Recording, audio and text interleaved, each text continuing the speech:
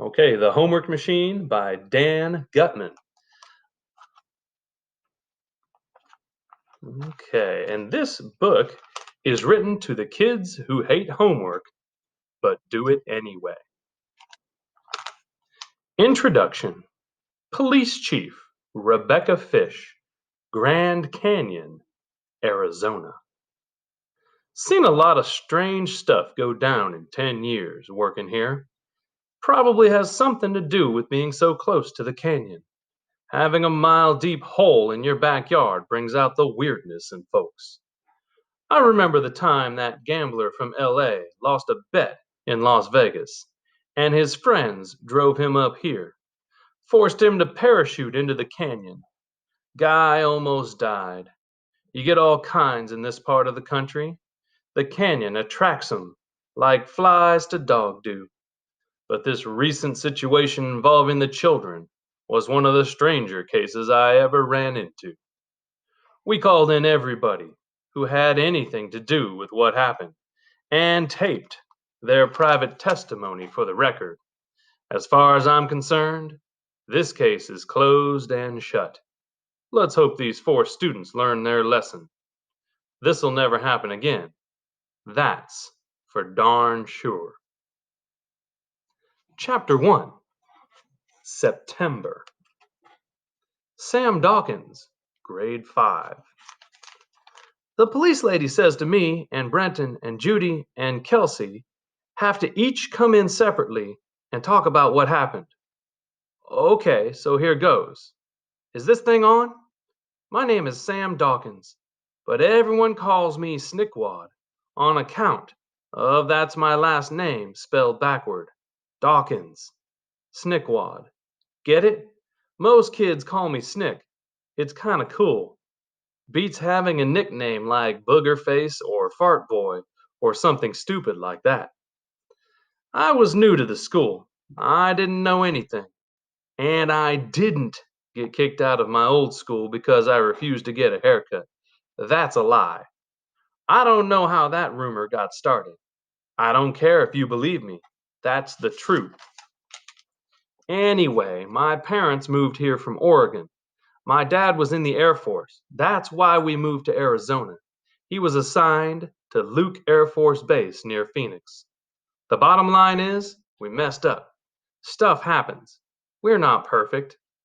We all feel bad. We won't do it again. What are you going to do? Throw us in jail? That's my statement. What? You need more than that? Details? Okay, okay. What do you want to know? Kelsey Donnelly, grade 5. My name is Kelsey Donnelly. I really don't see the reason why we got to do this. The police lady told me that I have to make a statement in private and tell the whole story of what happened from the very beginning in September. Like I'm a creep or something. I barely remember what happened last week. Forget about way back in September. Look, we're sorry about what happened. We were just having a little fun and it got out of hand. It's not like we robbed a bank or anything. That's my statement. I can't believe I have to spend my summer in this room with a tape recorder when I could be out having fun. Can I go now? Judy Douglas, grade 5. My name is Judy Douglas. My mom works at home and my dad works for the National Park Service. He cuts down dead trees and does controlled burns to prevent forest fires. The whole thing started because certain people who shall remain nameless did some thoughtless things that I don't need to discuss here. This is so unfair. I have almost straight A's, and I'm in the G&T program. That's gifted and talented. I would never break the law or do anything dishonest. Things just got out of control. The next thing we knew, we had to go talk to the police. Do you have any idea of how humiliating this entire ordeal has been for me? Do you know how upset my parents were when they found out? And now this is going to be on my permanent record, probably for the rest of my life. If this keeps me out of law school someday, I will be so angry. I'll sue. That's what I'll do. Well, if I get into law school, I'll sue. But if I get into law school, I won't need to sue. Oh, I just wish I could go to sleep and wake up and find out it was all a dream, like it never happened. Judy's mom. My first reaction was that it was discrimination. We are one of the few African American families living in this area. When something bad happens to Judy, I can't help but wonder if it is bigotry at work. But I looked into it, and that wasn't the case. She and the others just did a dumb thing, and they got caught. It's as simple as that. And now they're going to have to pay for it. Brenton Damagachi, grade 5. It's interesting how things happen sometimes. If I line up 10 dominoes and I push over the first one, the others will fall one by one. But if I leave the first one alone, the other dominoes remain standing. Life is like that. The way your life plays out depends on which dominoes you choose to push over and which ones you leave alone. In this case, we pushed over the wrong domino. Can I get a drink of water or something? Miss Rasmussen, fifth grade teacher. I was so excited walking into my very own classroom for the first time in September. I had been a student teacher in Ohio, and I was hoping to get a job somewhere in the West, preferably near a national park. I've always been a nature lover, and I wanted to share this with young people. When I got an offer to teach fifth grade at Grand Canyon School, well, it was one of the best things that ever happened to me. The Grand Canyon. I had never even been here before. Just think, over the course of 4 billion years, the Colorado River slowly sliced this gash into the earth. I spent hours exploring it when I moved here and took lots of pictures of the layers of rock.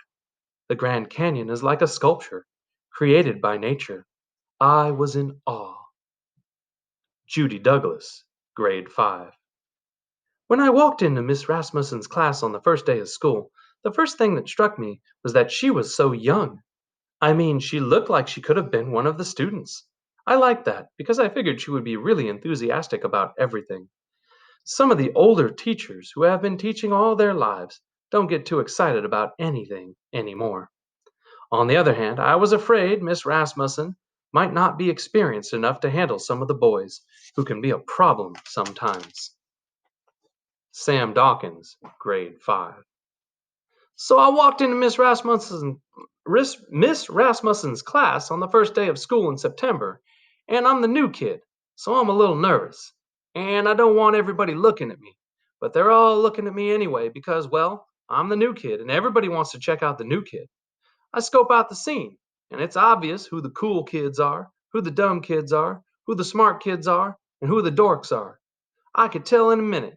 The class had the usual number of clueless dweebs, pre-jock idiots, losers, brown-nosers, and bullies, just like my old school.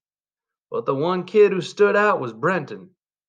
You just knew the first time you set eyes on him that there was something different about this kid. Judy Douglas, grade 5. Brenton would dress funny, with these stiff long pants, no matter how hot it was. He always wore a button-down shirt, and sometimes he would even wear a tie to school. Can you imagine? I guess his mom made him dress that way. I hope so anyway. I can't imagine a boy wearing a tie to school on his own. He was actually pretty good looking, but he combed his hair in a really weird way, like he parted it on the wrong side, or something. Once I suggested to him that he would look better if he combed his hair the other way. He just looked at me like I was crazy, like it hadn't even occurred to him that you could change your personal appearance to look better, or that it would matter. He probably had so many more important things on his mind that he couldn't be bothered to think about something as trivial as combing his hair. Some of the other kids would make fun of him behind his back, sometimes in front of his back. He didn't have many friends. Nobody seemed to know what to make of him. Sam Dawkins, grade 5. Brenda just came out and said the weirdest stuff. Like one time he comes up to me and asks me if I know what they made glass out of. I say no, and he says they make glass out of sand. I say that's interesting, even though I don't really think it's all that interesting. Then he gets that look in his eyes, and he says they take sand and make it into glass. He says he figures that if they can turn sand into glass, just about anything is possible. I'm telling you, the guy is different. Kelsey Donnelly, grade 5. Brenton was a genius when it came to school and stuff, but he was real stupid when it came to other stuff. I remember one time this reality TV show was hot and everybody was talking about it. I mean, everybody. And we were all at recess talking about it, and Brenton comes out and says something like, I never heard of that show. We all just looked at him, and it was like not knowing the sun was in the sky. And they say I'm dumb. That's just the way Brenton is. He doesn't know or care about the stuff that normal people care about. We all thought he was a dork. Well, probably Judy didn't, 'cause she's a genius too. Sam Dawkins, grade 5. Most kids at least try to act cool in some way. You know, like they'll get t shirts with cool logos on them, or they'll get a cool bike or listen to cool music. They may not be cool themselves, but they make themselves cool by having cool stuff or hanging around with cool people. But Brenton, he didn't even make the effort. Brenton Damagachi, grade 5. What does cool mean anyway? Did you know that Abraham Lincoln once said, that is cool? It's true, I looked it up. He said it in his famous Cooper Union speech. Google it if you don't believe me. I feel that a person can change himself or herself no more than a giraffe can decide it doesn't like having a long neck. It would be easy enough to buy the latest clothes and watch hot new TV shows and surround myself with cool things, but that wouldn't make me cool. Nothing will ever make me cool. Some people are simply destined not to be cool, and I'm cool with that. If everybody was cool, everybody would be the same. Nobody would be cooler than anyone else. There would be nobody to make fun of. So I suppose I serve a purpose in a weird way. Miss Rasmussen, 5th grade teacher. Our claim to fame at the Grand Canyon School is that we are the closest school to the Grand Canyon. We're about a half a mile from the south rim. If you've ever been to the canyon, our school is south of El Tovar and near Bright Angel. We go all the way from kindergarten to 12th grade, and I believe we have the only high school that is in a national park. By September, most of the tourists have gone back to work and school. It gets pretty quiet around here. But it's nice in a way because we have the canyon to ourselves. We've got a lot of great teachers, nice parents, and good kids here. But sometimes I guess good kids do bad things.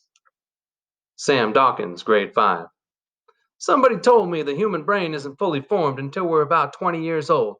That's why kids do dumb things sometimes.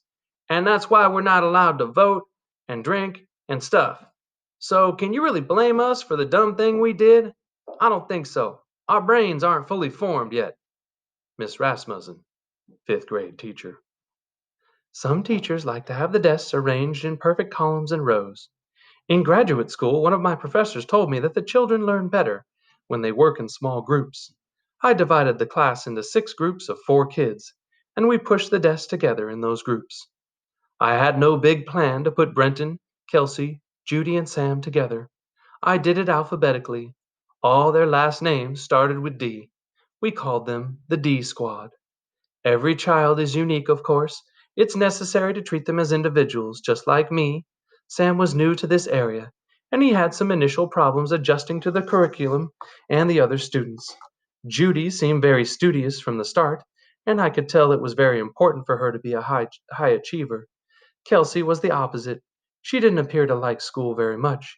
And Brenton, well, Brenton was different. Brenton Damagachi, grade 5. It makes no difference to me where I sit. I'll get the same information whether I'm sitting on one side of the room or the other. I don't ordinarily strike up friendships with my classmates. Snick, Judy, and Kelsey pretty much ignored me, and I ignored them, at least in September. It was fine. Brenton's mom. He was always different from the moment he was born. I don't think he ever cried when he was a baby, not even once. When he was hungry, he would just look at me with this look that said, if I could speak, I would be saying I need a bottle. He spoke very early, had no interest in watching television or playing with other children. Instead, he would play chess against himself. He taught himself how to play the piano as soon as he was big enough to climb up on the bench.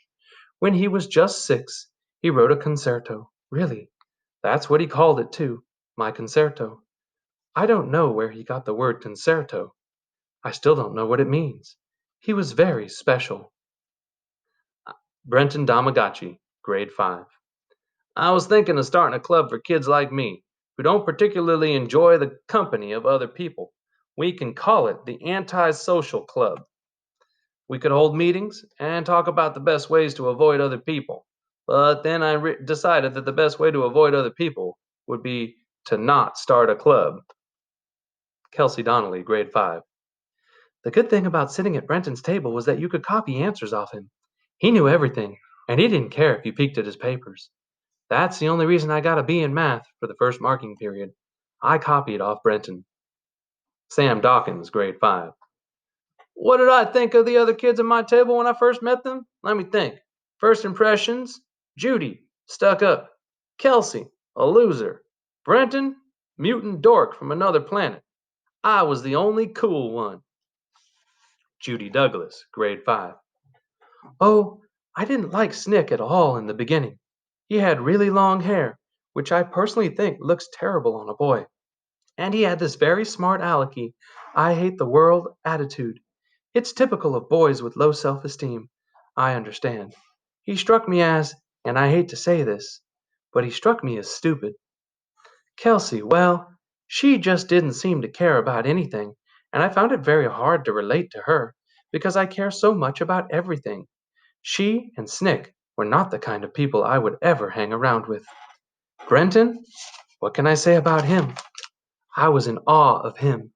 I've been in Brenton's class ever since first grade, and he was always smarter than me. I tried so hard all of the time, and he never seemed like he was trying at all. I was in awe of his natural intelligence. I had never met anyone who was smarter than me. I almost felt like nobody should be allowed to be that brilliant. I never made fun of Brenton the way the other kids did.